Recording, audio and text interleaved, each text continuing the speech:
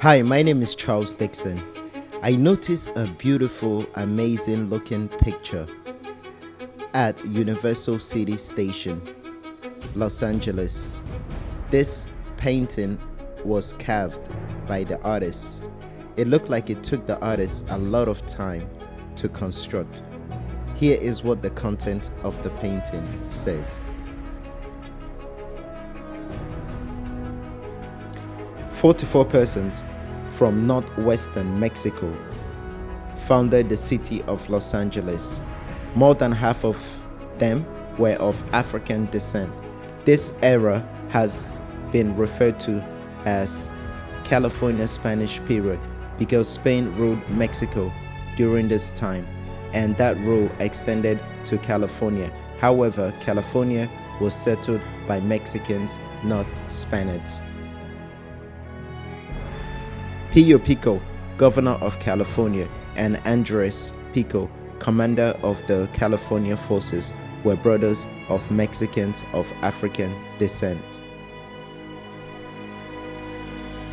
Native Americans had lived in California for over 10,000 years. When Gaspar Patola arrived in 1769 with the Patola expedition, came Father Guanapero Sena, who established the Catholic mission system. Although occasional tribal warfare arrived during food shortages, the Galaveno Indians were a gentle people, especially in the handling of their children. The Padres complained that they treated their children like idols because their children lacked discipline.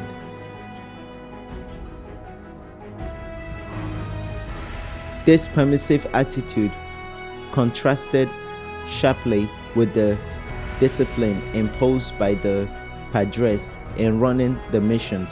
For example, once an Indian decided to join a mission, he was not permitted to leave.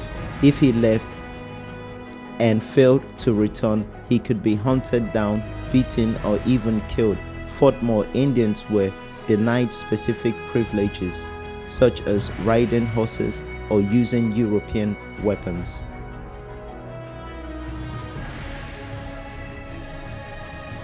California, which had the largest Native American population in what is known now as the US, became a place where many tribes disappeared. European diseases such as smallpox spread through the living quarters of overcrowded missions. Indians were no longer permitted to practice their religious and ceremonial bathing. This spawned forth more disease. Under such unhygienic condition, infant mortality rose. The final blow to the Indians came in 1849 when gold was discovered in California. What remained of the Indian culture was nearly destroyed by the arrival of thousands of lawless gold seekers known as the 49ers.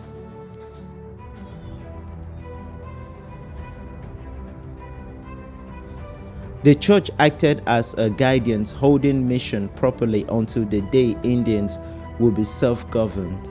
Settlers from Mexico saw it in their best interest to dismantle the mission system so they could appropriate the wholly contested land. There were Indians when Padres still wanted to baptize. When the Mexican settlers arrived, the Padres protested that the townspeople were taking advantage of their natives. At times, they would labor for an entire week only to be paid in handkerchief or a bottle of alcohol. Women would be taken advantage of. Men who did this were at times publicly punished. Indians were considered gentle de Negro people capable of making adult decisions. They were viewed as children. Through the Padres were changed with training them in skilled labor, educating them appropriately for self-government. They were seldom taught to read.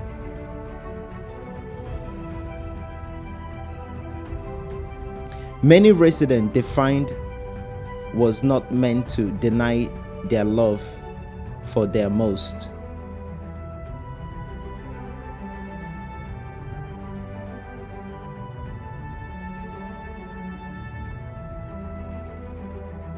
During the Mexican-American War from 1846 to 48, the population of California numbered approximately 1,000 Mexicans, 15,000 Mission Indians, and non-baptized Indians,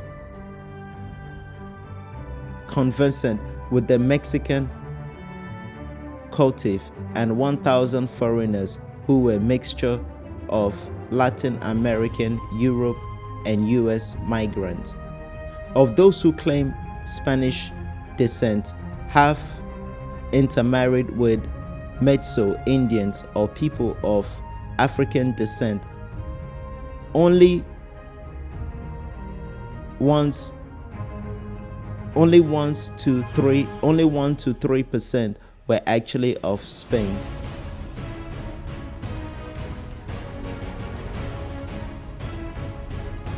So the people that actually founded California most of them was of African descent.